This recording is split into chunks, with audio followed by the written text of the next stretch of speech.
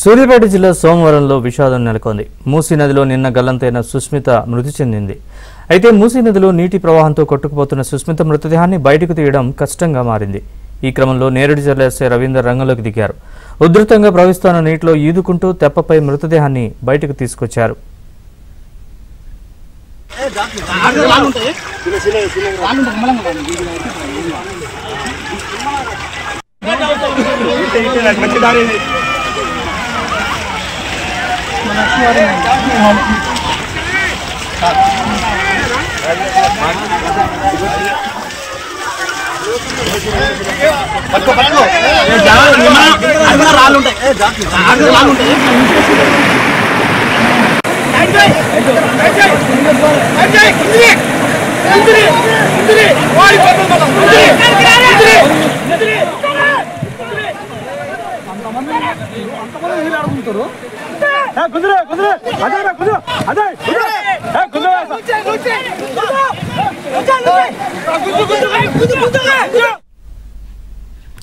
సూర్యాపేట జిల్లా సోమవరంలో విషాదం నెలకొంది. మూసీ నదిలో నిన్న గల్లంతైన సుస్మిత మృతి చెందింది. అయితే మూసీ నదిలో నీటి ప్రవాహంలో కొట్టుకుపోతున్న సుస్మిత మృతదేహాన్ని బయటకు తీయడం కష్టంగా మారింది. ఈ క్రమంలో నేరేడుచర్ల ఎస్ఐ రవీందర్ రంగంలోకి దిగారు. ఉధృతంగా ప్రవహిస్తున్న నీటిలో ఈదుకుంటూ తెప్పపై మృతదేహాన్ని బయటకు తీసుకొచ్చారు. ఇక ఈ అంశానికి సంబంధించిన పూర్తి వివరాలు మా ప్రతినిధి రవిని అడిగి తెలుసుకుందాం. రవి, చెప్పండి పూర్తి వివరాలు.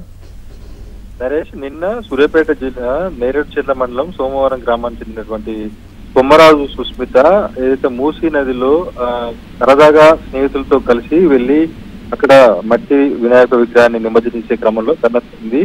ఈ క్రమంలోనే ఒక్కసారిగా ఏదైతే మృతదేహం కోసం అయితే నిన్నటి నుంచి వారి తల్లిదండ్రులు కన్నీరు మున్నీరుగా విలపిస్తున్నారు. నిన్న సాయంత్రం కూడా పోలీసులు రెస్క్యూ టీం అక్కడ గాలింపు చర్యలు చేపట్టారు. అయితే ఈ రోజు ఉదయం బూర్గులతండ సమీపంలో సుస్మిత మృతదేహాన్ని అయితే రెస్క్యూ టీం పోలీసులు గుర్తించడం జరిగింది. అయితే మూసీ ఉధృతంగా ప్రవహిస్తున్న నేపథ్యంలో అక్కడికి వెళ్లి మృతదేహాన్ని తీసుకొచ్చేందుకు తీవ్రంగా శ్రమించినప్పటికీ కూడా సాధ్యం కాలేదు. అయితే ఈ క్రమంలోనే నేరేడుచర్ల ఎస్ఐ రవీందర్ సాహసోపేతంగా తాడు సాయంతో కూడా అక్కడికి వీదుకుంటూ వెళ్లి మృతదేహాన్ని తెప్పపై ఉంచి సహాయంతో